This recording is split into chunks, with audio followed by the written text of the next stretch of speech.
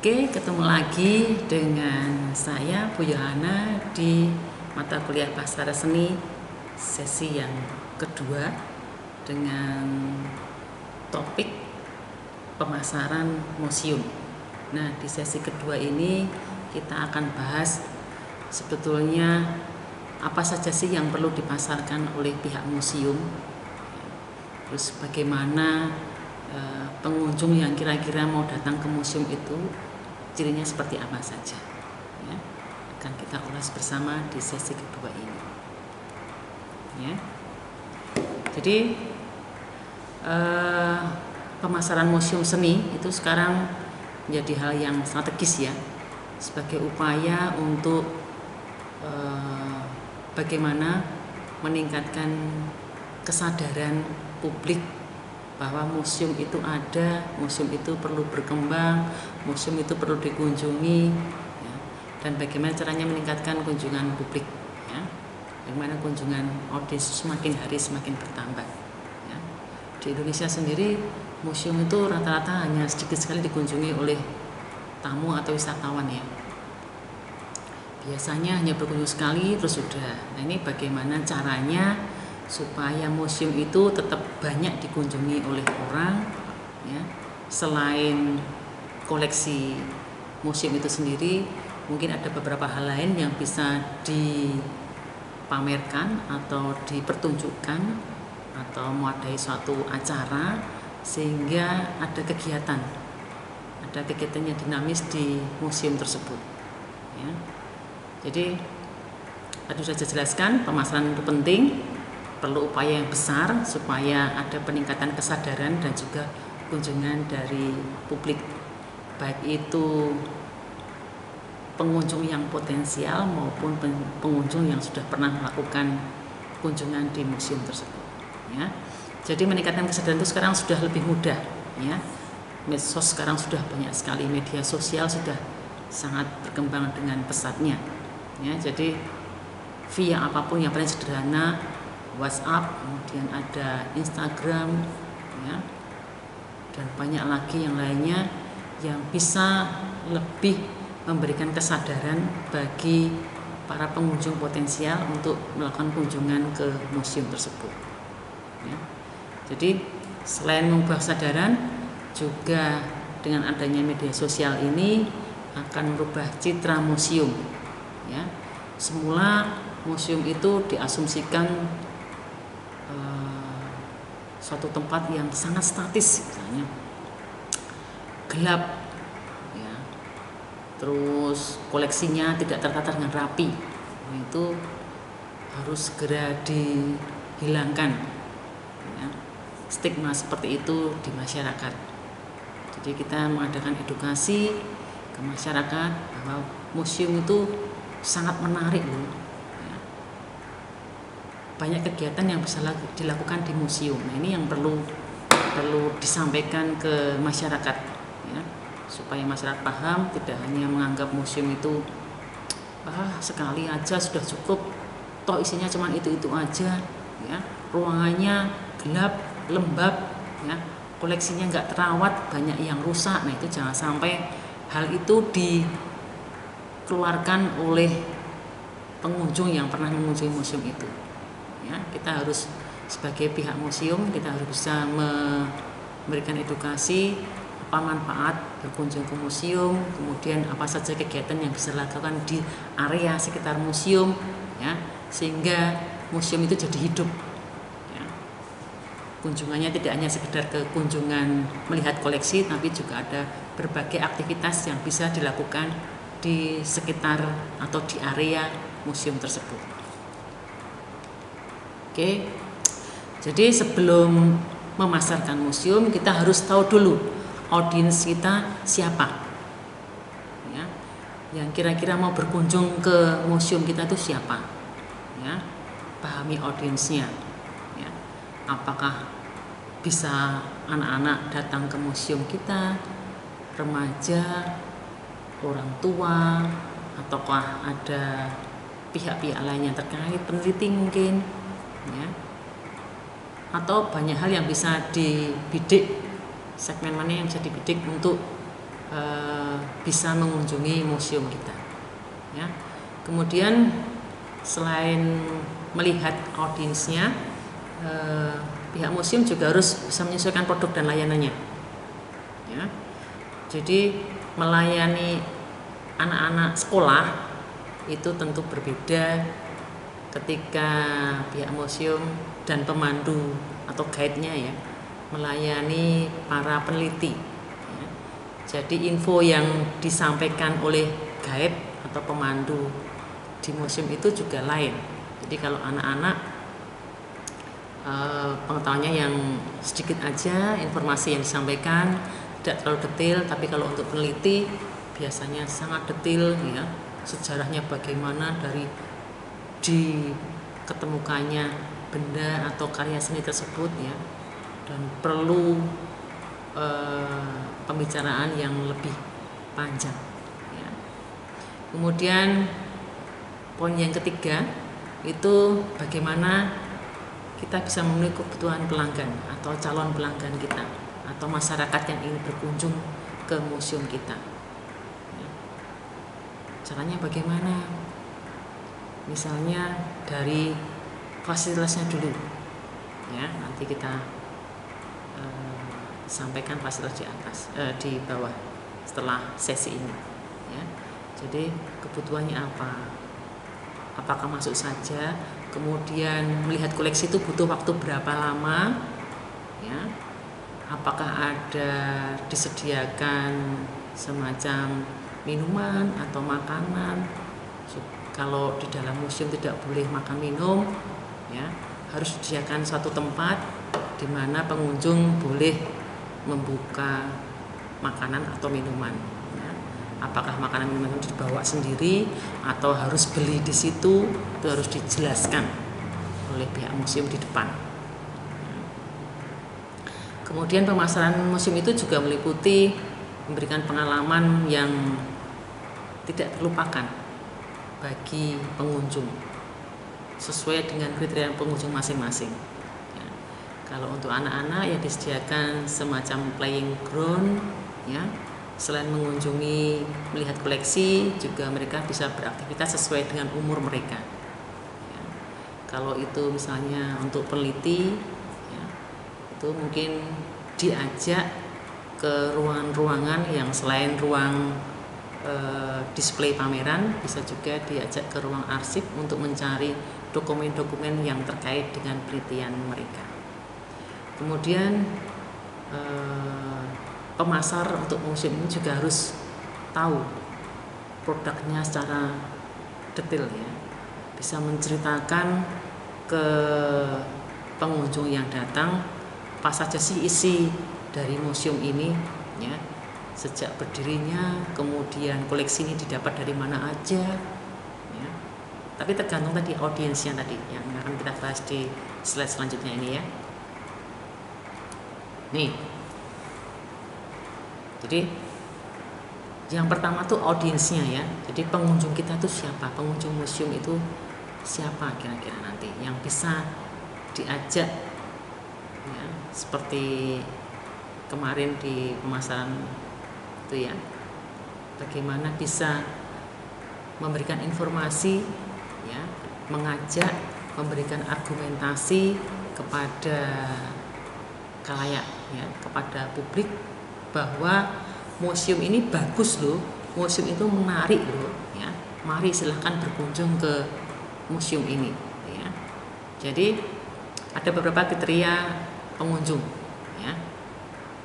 Ada orang yang sekedar ingin tahu ya. Ada orang yang benar-benar tertarik pada sejarah dan seni ya. Itu perlakuannya beda.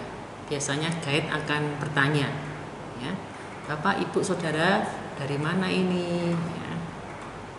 Bisakah itu bisa individu maupun rombongan ya. Kalau rombongan itu lebih jelas, misalnya dari sekolah mana, dari perguruan tinggi mana, atau dari peneliti mana, atau dari komunitas mana, itu nanti pemandu itu bisa lebih mengarahkan seberapa banyak informasi yang bisa disampaikan ke pengunjung. Tapi kalau itu individu atau keluarga itu biasanya juga pemandu juga harus tahu backgroundnya dulu ya. Keluarga ini berasal dari mana, pengetahuannya seberapa, pengen tahu tentang museum ini seberapa dalam ya. Jadi ini tugas pemandu itu penting di sini karena dia akan memandu rombongan baik itu individu, keluarga maupun rombongan dalam jumlah yang besar ya. Kemudian menyampaikan informasi yang terkait dengan koleksi atau data dan koleksi yang berada di suatu museum ya. Dan ada lagi yang wisatawan tuh dia ingin mengunjungi museum tersebut atau wisatawan ini hanya mengikuti schedule atau jadwal dari travel agent yang bawanya atau tour leader yang membawanya ya. Nanti disampaikan juga bagaimana informasi yang akan diberikan oleh guide-nya itu juga tergantung dari karakteristik pengunjung yang datang ya. Nah, bagaimana dengan keluarga tadi sudah sampaikan, keluarganya itu dari mana, kemudian pemahaman bapak ibu dan anaknya seberapa, itu juga bisa ya. Kalau sekolah itu kelihatan ya, jadi kalau anak sekolah itu yang disampaikan ya ringan-ringan saja, yang penting tahu isi semua koleksi di museum tersebut ya. Kemudian mungkin kalau ada anak yang kreatif akan bertanya lebih dalam lagi ya. Nah, tapi kalau dengan peneliti di bidang seni, kemudian sejarawan, nah ini kan butuh memerlukan banyak sekali informasi ya. Karena sesuai dengan keperluan mereka datang ke museum tersebut karena ingin menggali informasi ya, yang bisa dijadikan sumber data untuk penelitian mereka selanjutnya. Nah, ini pemandu biasanya mempersiapkan diri lebih baik lagi.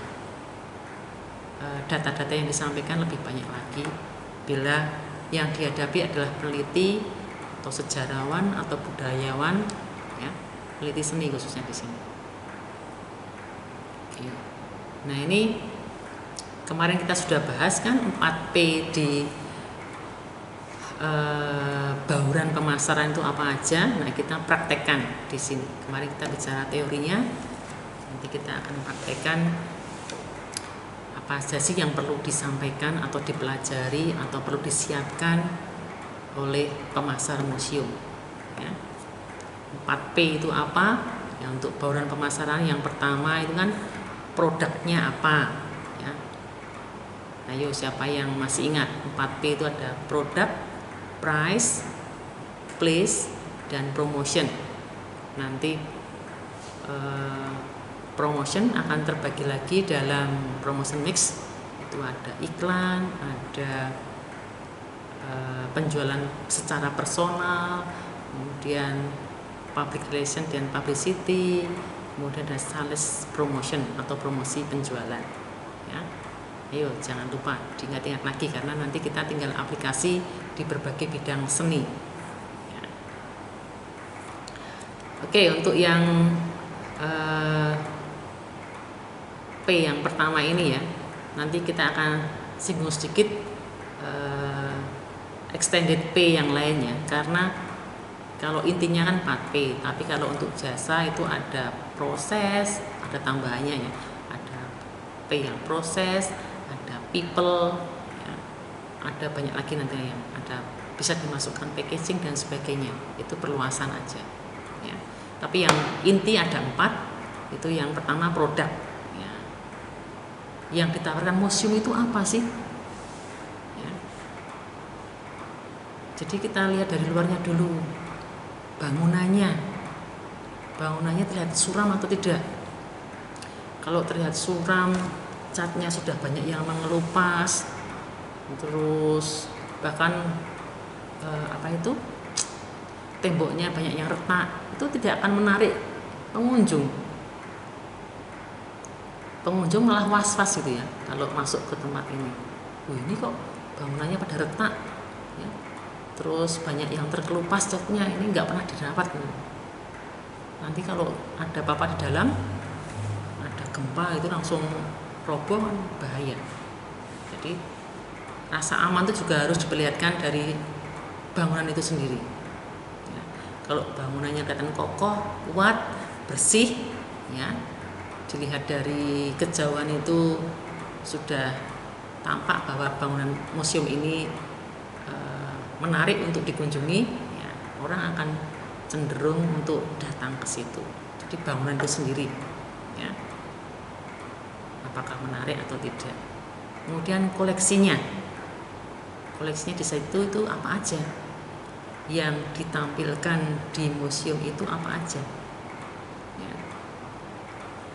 Karya seni dari abad sekian sampai abad sekian ya.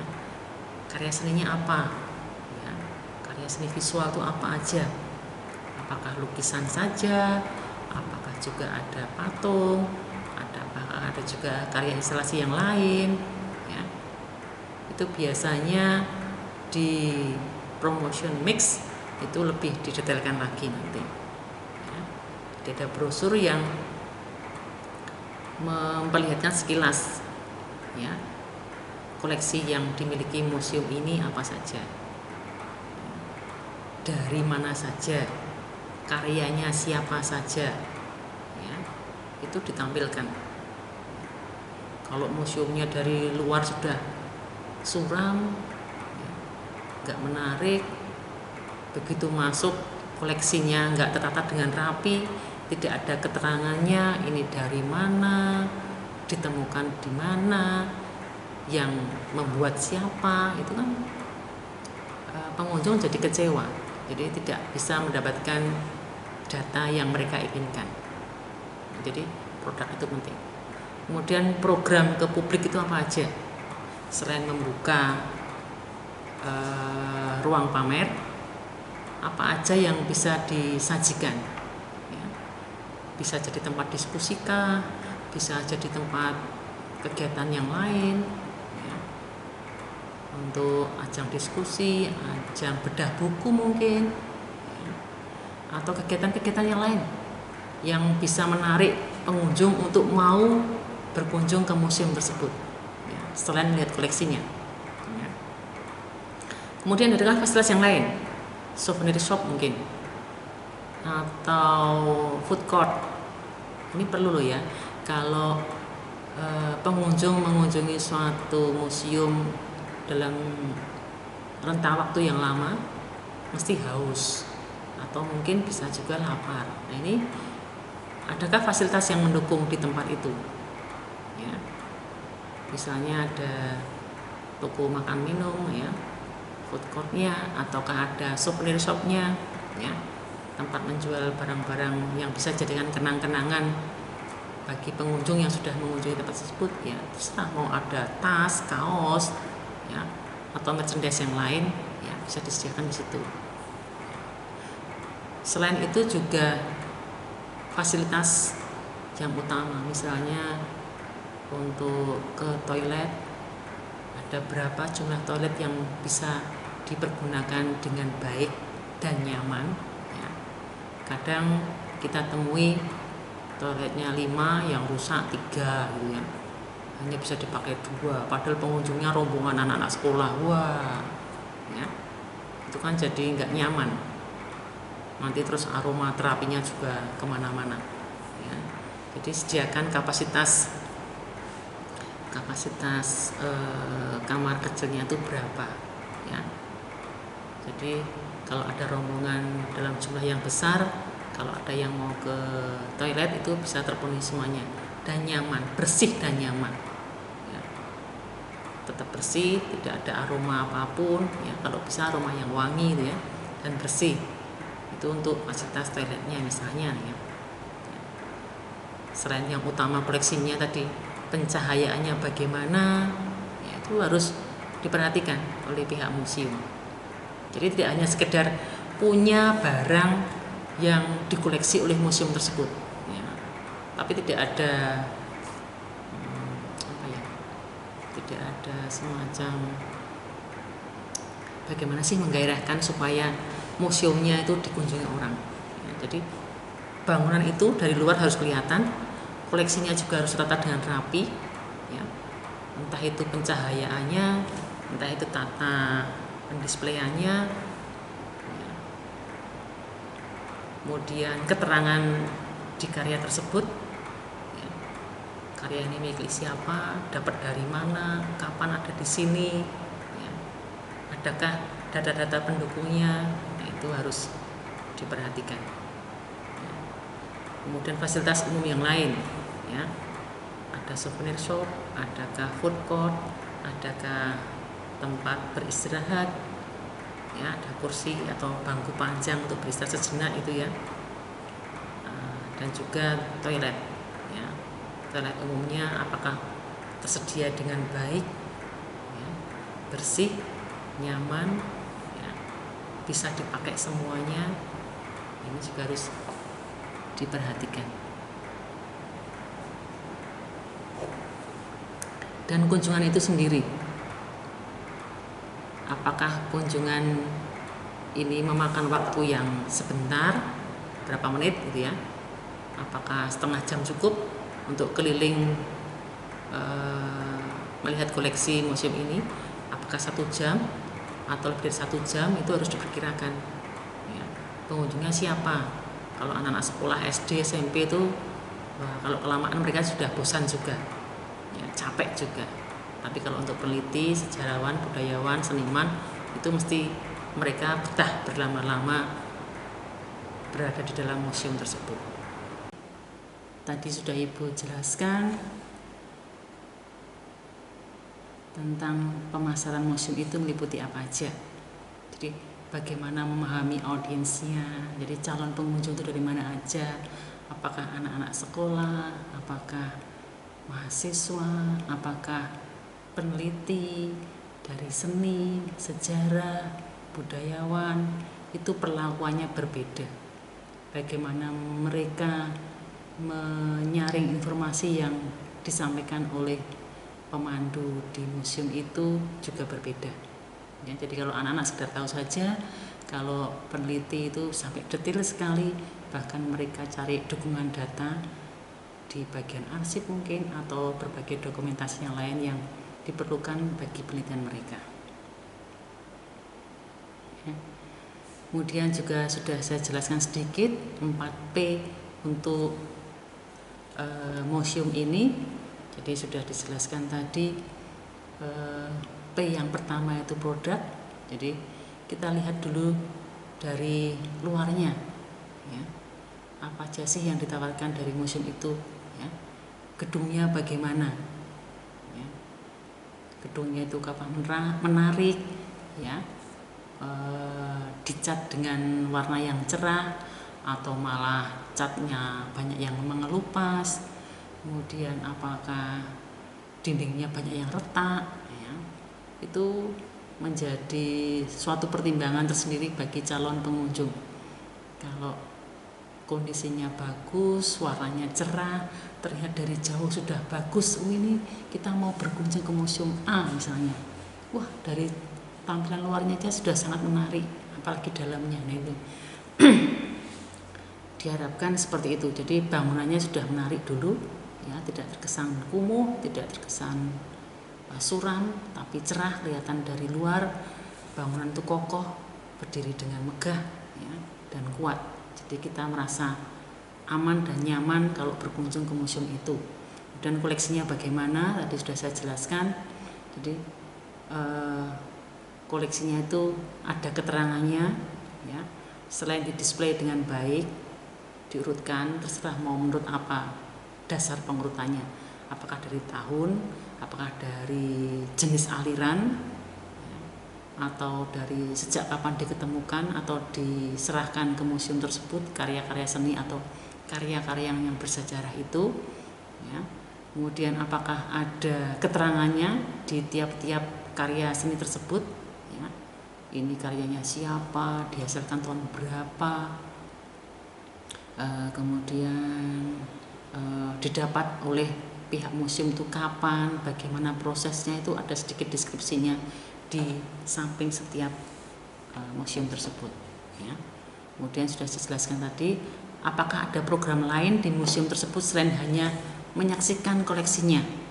Misalnya apakah ada event-event yang bisa diselenggarakan di situ, misalnya diskusi tentang museum atau diskusi tentang hal lain yang terkait dengan permuseuman misalnya, ya.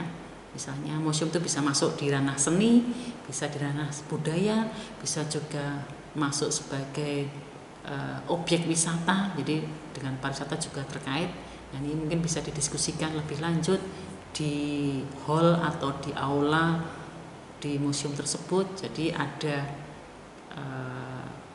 penambahan jumlah pengunjung di museum yang bersangkutan, ya. Kemudian fasilitas yang lain, fasilitas pokoknya, apakah ada toiletnya jumlahnya berapa, ya, kondisinya bagaimana, apakah kondisinya itu bersih, nyaman dipakai. Jangan sampai toilet punya 5 rusak 3 gitu ya, atau rusaknya malah 4 hanya bisa dipakai 1 ruangan, itu jangan sampai, ya. Kemudian kalau pengunjungnya itu banyak yang rombongan, ya harus disediakan fasilitas toilet yang banyak pula. Jangan sampai rebutan mencari tempat untuk ke toilet, ya, ke kamar kecil, ya. Itu juga harus diperhatikan oleh pihak museum, ya. Selain fasilitas tersebut, apakah juga ada semacam ruang tunggu atau ruang untuk duduk-duduk sebentar? Itu biasanya kan kalau perjalanan menyusuri koleksi itu agak jauh, biasanya capek, perlu istirahat sebentar. Apakah ada bangku-bangku panjang yang disediakan di situ di sekitar ruang koleksi itu untuk sekedar beristirahat sebentar, ya. Kemudian apakah ada juga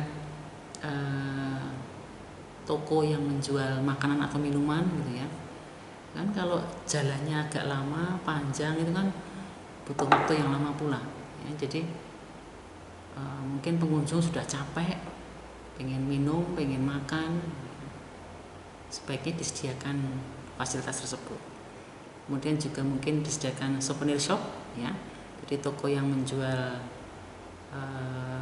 berbagai kerajinan atau merchandise dari museum tersebut, terserah mau tas, mau stiker, mau kaos, ya,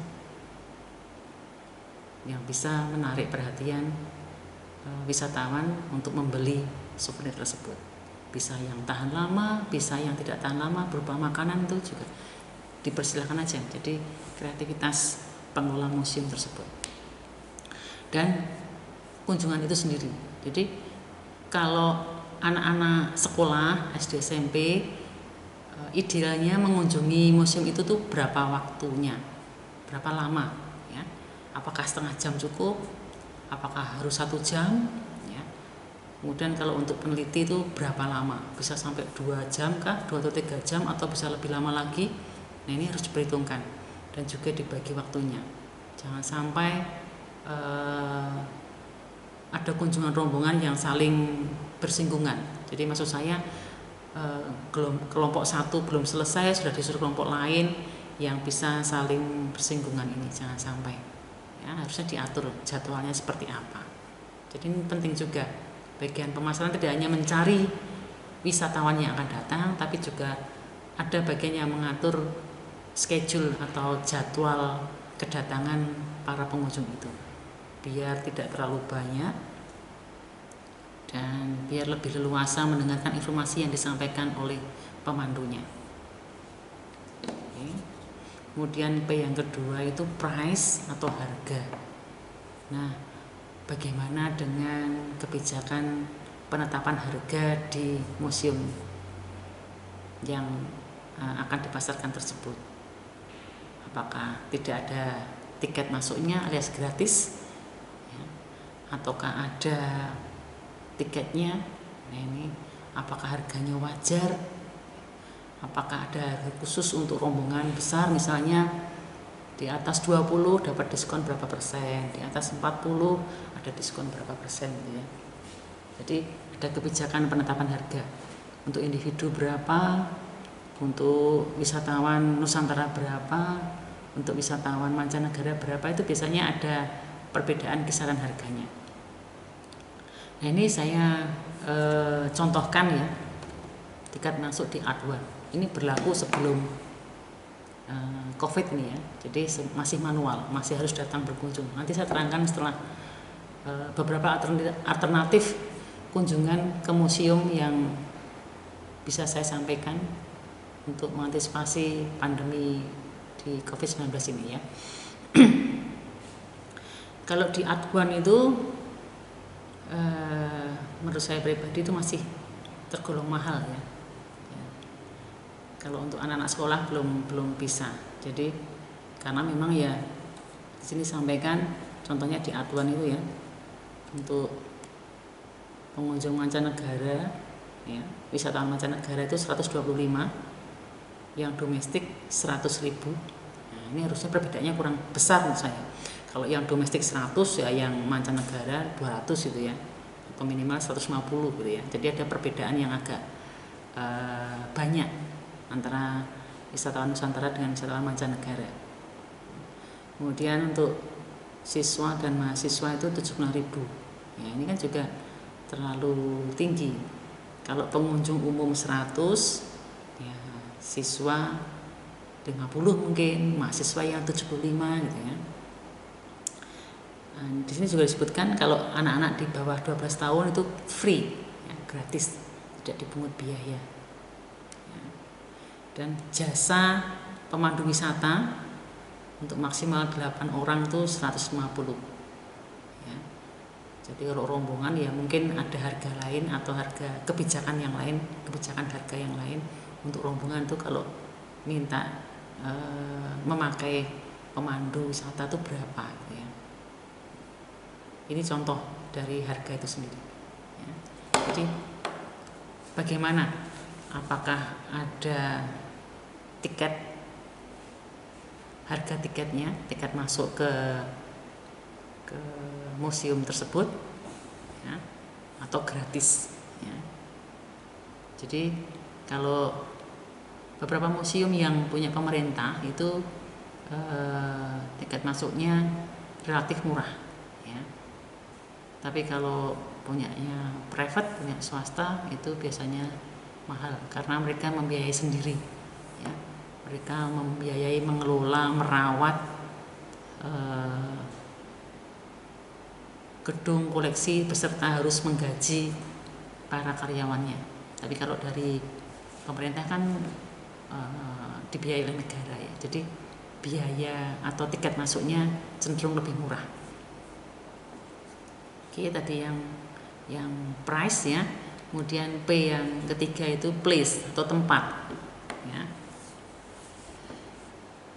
Kalau museum ini dulu ya, konvensional kan kita harus datang ke museum tersebut ya, karena mengunjungi, melihat dan menikmati ya, karya seni yang didisplay atau dipamerkan di museum tersebut ya.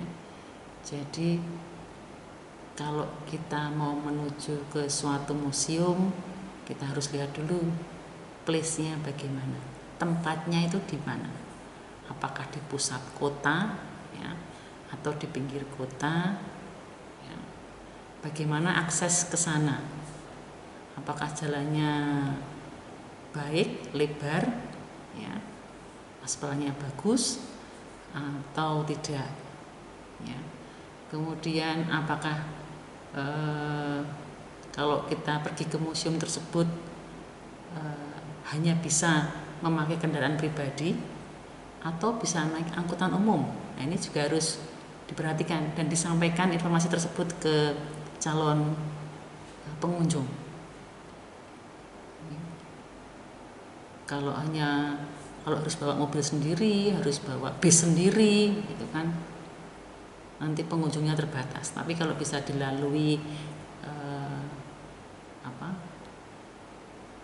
kendaraan umum ya, transportasi umum, itu lebih ada kemungkinan untuk mendapatkan calon pengunjung lebih banyak lagi. Jadi gampang, jadi aksesnya mudah ya.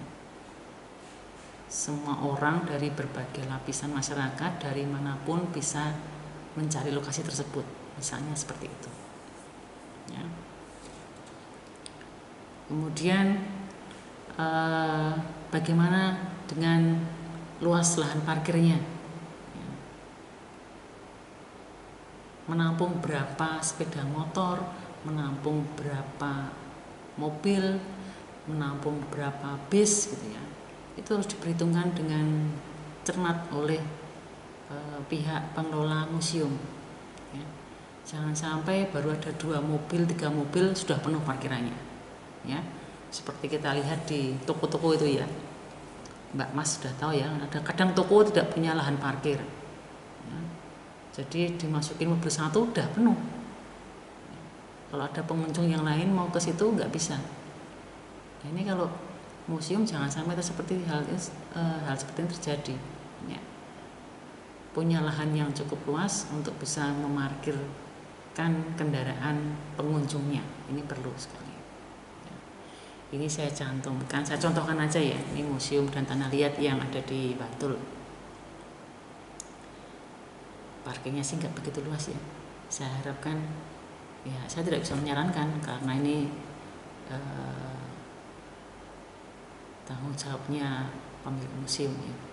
Tapi sebaiknya supaya selain pengunjung itu nyaman, juga tidak membuat tidak membuat tetangga kanan kirinya juga merasa nggak enak ya.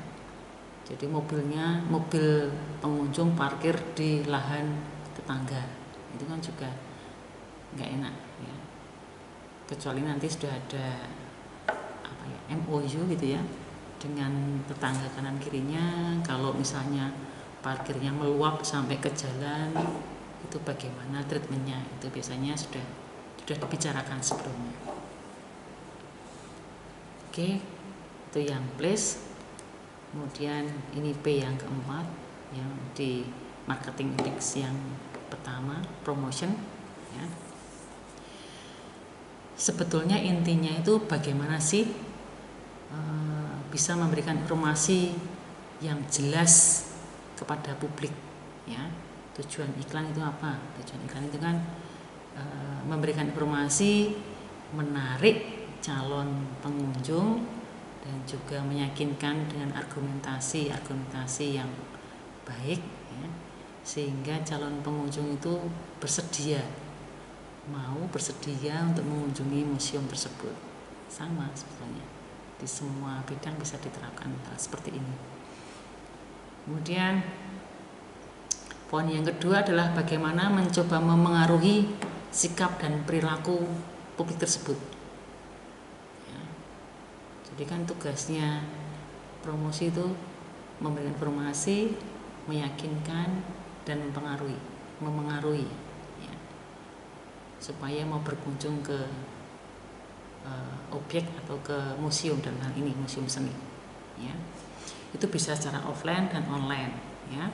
Saya sudah terangkan di depan di pertemuan terdahulu bahwa paradigmanya sekarang bergeser, tidak harus yang bersifat konvensional, yang offline ya. Banyak cara yang sudah bisa ditempuh dengan cara online karena memang bergeser, zamannya berbeda. Kalau dulu harus ada iklan, harus ada brosur, ada flyer, pamflet, leaflet ya. Sekarang digantikan di website dan sebagainya ya. Semua ada dalam genggaman di HP misalnya ya. Itu bedanya. Nah sekarang nih kalau dilihat di masa pandemi COVID-19 ini, nah itu biasanya sekarang sudah banyak sekali peremajaan atau inovasi dari berbagai objek wisata, misalnya museum, objek wisata alam dan sebagainya, semua bisa diakses secara online ya. Semua bisa diakses di internet ya. Jadi kan kita nggak bisa saya coba googling ya, itu semua museum tidak membuka museumnya, jadi tutup sementara ya. Ini kalau terus penghasilannya dari mana, terus pekerjaan karyawannya apa, nah ini akan saya sampaikan di sesi yang nanti ya. Jadi intinya promosi itu dulu ya, tidak hanya di offline tapi juga di online. Kalau yang di offline kan banyak iklan gitu ya, iklan itu bisa di media cetak, bisa di media elektronik. Media cetak itu bisa di surat kabar, di majalah ya, kemudian nyebar brosur, leaflet, pamflet tadi yang saya utarakan di depan tadi. Kemudian ada juga di baliho yang outdoor itu ya, di ruang terbuka itu bisa di baliho ya. Kemudian bisa banyak ya, umbul-umbul itu juga masuk di sana ya. Kemudian media elektronik itu bisa dari radio. Jadi sekarang radio mungkin kurang digemari oleh anak muda ya, tapi zaman saya dulu ya hanya radio yang menemani. Jadi berbagai macam iklan, promosi-promosi, penawaran-penawaran diskon dan sebagainya itu tersampaikan lewat radio. Dan televisi tentu saja yang sekarang lebih dominan ya. Jadi berbagai macam promosi tersampaikan di media elektronik, radio dan televisi. Nah nanti yang di online itu kan banyak sekali ya. Kita akan bicara khusus e-marketing ini, jadi pemasaran berbasis elektronik itu apa aja sih. Nah ini kemudian ada tambahan sedikit people ya. Jadi untuk jasa orang itu kan MSDM itu menjadi garda depannya suatu perusahaan atau institusi ya, dalam hal ini museum ya. Jadi bagaimana orang-orang yang bekerja dan stakeholder yang ada di sana itu bagaimana kualitasnya, baik kualitas juga kuantitas ya. Misalnya manajemennya bagaimana di sana, apakah sudah manajemen yang profesional, apa masih bersifat kekeluargaan, atau bagaimana gitu ya. Ini bisa kita pelajari ya, case by case ya. Di museum A belum tentu sama dengan museum B. Dan bagaimana stafnya, baik kualitas maupun kuantitas ya. Pendidikannya bagaimana, kemudian jumlah orang yang bekerja di sana seperti apa, terutama guide-nya ya. Apakah punya lisensi dari Perhimpunan Pramu Wisata ya, PHRI ya. Itu ada lisensinya untuk guide atau pemandu wisatanya. Nah, kalau di sini ini saya di mana ya, saya lupa. Gambar ini saya ambil, jadi guide-nya bukan lagi orang tapi sudah robot ya. Ini juga dalam rangka mengurangi tenaga kerja ya, dan juga lebih nyaman ya. Ada plus dan minusnya antara guide orang dengan guide robot ya. Ini di poin yang kedua, pemandu itu harus tahu semua product knowledge, jadi pemahaman segala macam informasi yang terkait dengan produk yang dijualnya, yang ditawarkannya. Dalam hal ini museum, koleksinya apa aja, lengkap semuanya, pemandu harus paham dan mengerti dengan baik ya. Kemudian juga sikap itu juga perlu ya, jadi ramah, kemudian bisa menguasai sekelompok atau serombongan pengunjung kan. Biasanya kalau anak kecil-kecil kan ramai ya, dijelaskan tentang koleksi ini gitu ya, malah ramai sendiri ya, kejar-kejaran mungkin, terus main ke sana sendiri. Nah ini bagaimana bisa menghandle mereka, walaupun mesti dibantu oleh bapak ibu guru pendampingnya ya. Tapi bagaimana dibuat menarik ya, cara bicaranya, kemudian isinya itu dibikin menarik ya. Kalau anak-anak kecil sudah dikasih informasi yang berat-berat mereka mesti kecenderungannya nggak mau, ya, nggak mau menerima. Jadi nggak ngerti ya, belum ngerti gitu ya. Jadi lebih baik disesuaikan dengan audiens. Di depan sudah saya bilang tadi, sudah saya utarakan bahwa pemandu itu harus bisa memahami karakter masing-masing pengunjung. Ya. Apakah itu pengunjung yang masih anak-anak, remaja, dewasa, peneliti, ya, keluarga, ya, itu harus diperhatikan. Berasal dari daerah mana, itu juga memberi informasi kepada pemandu untuk memberikan informasi terkait dengan koleksi museum itu dengan lebih tepat lagi. Ya. Terus apakah juga ada sukarelawati di sana? Biasanya mahasiswa ini kalau musim liburan mereka mengajukan diri untuk jadi volunteer, ya. Jadi membantu memandu, jadi pemandu wisata di museum tersebut. Ya. Ada yang volunteer, ada yang dikasih honor gitu ya, tergantung kebijakan dan kontrak antara sukarelawan dengan pihak museum tadi, ya. Dan juga perlu sponsor, ya. Sekarang kalau tanpa sponsor tuh sulit bergerak, apalagi yang tiket masuknya kecil, ya. Jadi kita harus saling bekerja sama. Jadi antara pihak manajemen, stafnya, termasuk pemandu di situ, termasuk sukarelawan, itu bagaimana men-treat mereka supaya mereka bisa satu visi untuk mengembangkan museum tersebut. Ya. Tidak hanya yang memang perlu banyak usaha ya, dana, ya usaha, tenaga, gitu ya. Itu memang suatu keharusan. Terus bagaimana perilaku itu juga harus diperhatikan, bagaimana sikapnya melayani tamu. Kalau tamunya ada yang cerewet tanya, terus tuh bagaimana sikapnya, ya. Ya dijawab dengan senyum, nggak boleh marah, masuk guide marah gitu kan. Ya. Itu yang harus diperhatikan. Kalau ada tamu atau pengunjung yang ingin buru-buru, udah mbak langsung ke sana aja, udah mas langsung ke sana aja. Ya berarti tamu ini sudah nggak interest, sudah nggak tertarik dengan apa yang disampaikan oleh guide. Nah ini Anda harus, kalau mau jadi guide harus peka. Ya. Oh rombongan ini kayaknya level informasi yang perlu disampaikan hanya sampai level sekian aja. Ya. Karena kalau level yang lebih tinggi mereka nggak paham malah bosen. Ya. Itu harus dipahami. Ya. Jadi pemandu itu harus ramah, pemandu itu juga harus paham karakter orang per orangnya, kemudian sabar, ya. Ada tuh yang tanya macam-macam gitu ya. Ada yang pengen tanya beneran, ada yang mencari-cari, itu juga ada. Ya. Oke. Karena ini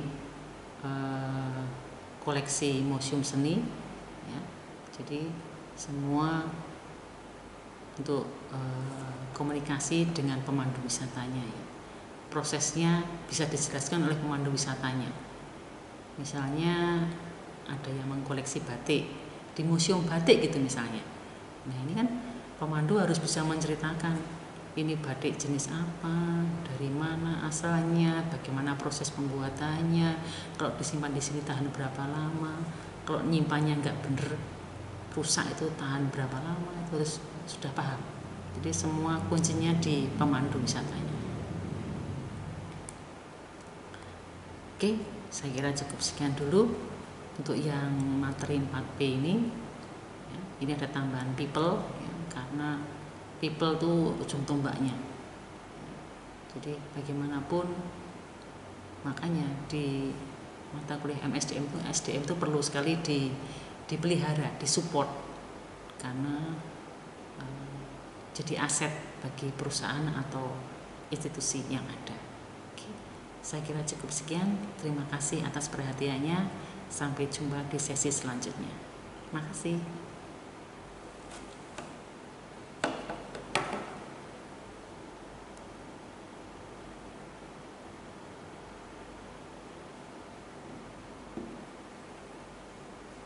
Minum dulu ya, break.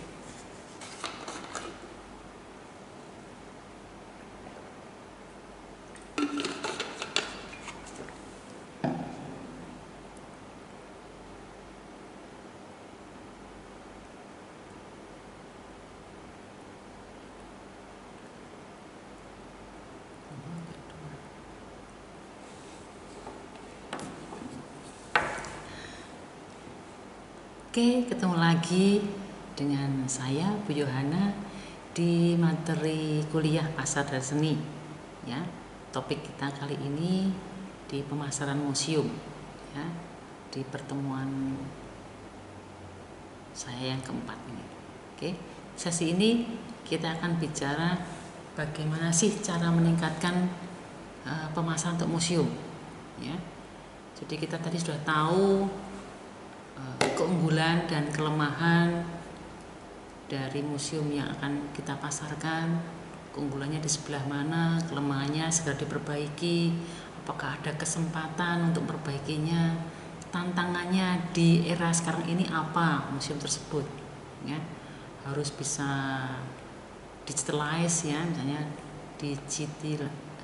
digitalisasi ya, kemudian bagaimana dengan paradigma yang terdahulu, yang konvensional dirubah secara perlahan. Nah, ini kita harus menyesuaikan ya, harus beradaptasi dengan perkembangan yang terbaru.